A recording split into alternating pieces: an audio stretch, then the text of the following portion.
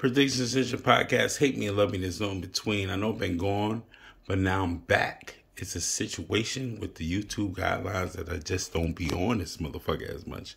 So it is what it is. So now we're going to go into the data and study show. Shout out to Living Life in Abundance. He's a funny dude. Cheek slaying headquarters. He's a funny dude. So I'm going to do commentary on his video and the piece that he got from CNN and how men are much more lonelier than women in these actual days. So check out the commentary. Last week, I got into recent data from the CDC suggesting major problems with regard to the mental health of our adolescents, surges in depression and suicidal ideation, especially true for our girls. This week, I found cause to worry about young men. This headline from The Hill, it caught my eye. Most young men are single. Most young women are not. The story reported that as of 2022, Pew Research Center found 30% of U.S. adults are neither married, living with a partner, nor engaged in a committed relationship. Nearly half of all young adults are single. Now, look at these numbers. 34% of women, twice as many, a whopping 63% of men. What explains that? I pulled the Pew study and I read with interest. Turns out since 2019, the share of single men who say they're looking for dates or a relationship has declined from 61% to 50%. In 2018, 28% of men ages 18 to 30 reported they had no sex in the past year, compared with 18% of women of that age.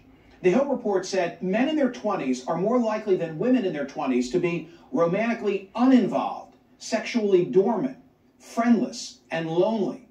They stand at the vanguard of an epidemic of declining marriage, sexuality, and relationships that afflicts all of young America.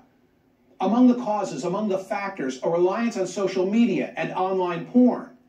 But also, more young women are hooking up with each other or dating and marrying slightly older men, and heterosexual women are getting more choosy.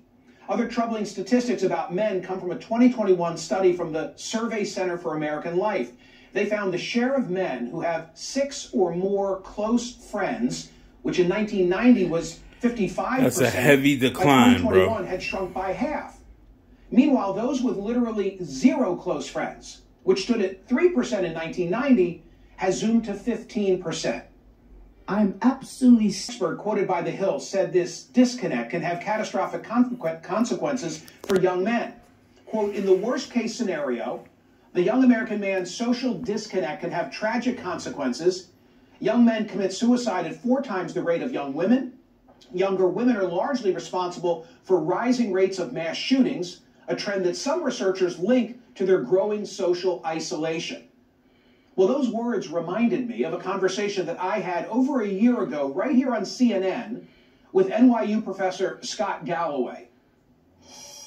But the issue is, when you have a group of men, the lower half of attractiveness of men, and online dating, which has doubled, now it's about half of relationships, and the top 20% of men in terms of attractiveness get about 60% of the interest, you end up with a group of men that are more prone to conspiracy theory, more prone to misogynistic content, more prone to not believe in climate change.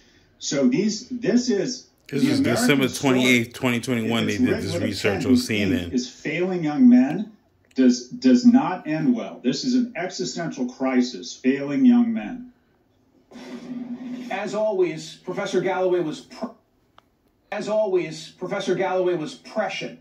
Back with me now is Scott Galloway. He's a professor of marketing at NYU Stern School of Business. He's a serial entrepreneur. He's the host of the Professor G Young Men podcast in and Crisis. author of multiple best-selling books, most recently, Adrift, America in 100 Charts.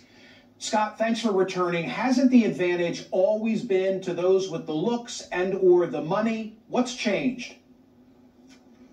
First off, Mike, I just want to say thank you for raising this issue a year ago when a lot of media companies were afraid to talk about this for fear of it being pro-men was somehow being anti-women. Look, this is returning to the natural order of things.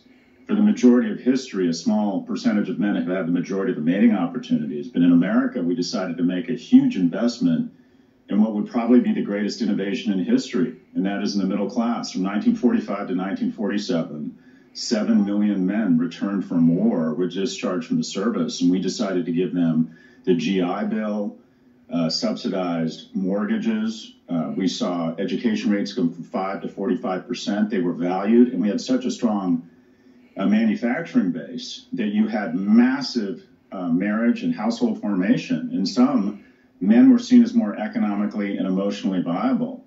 And you've seen the reverse happen with the offshoring of much of our manufacturing base, with a society that, quite frankly, doesn't value young men. When we talk about problems with people of color or women, we see it as a systemic societal problem. When we see problems or the stats that you just mentioned, we see it as accountability, where the men just need to level up.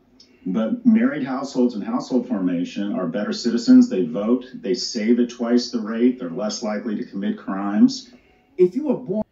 So you see it as what it's supposed to be. Men aren't coming out in this deal on top at all. And they want us to just roll over and die as men. I'm 39. I'll be 40 next year. Next year, February 23rd. I'm seeing myself being more single and trying to adjust to this woman lifestyle that either you're going to be dating a single mother, you're going to be dating someone that wants shit. It's just a lot of shit that's going on, B. And I'm just trying to figure out what are the factors what do you need in general in life to get through this. And it's a crisis for young men from 18 to 29. They're not having sex for the past year. It's a bad rap for young men.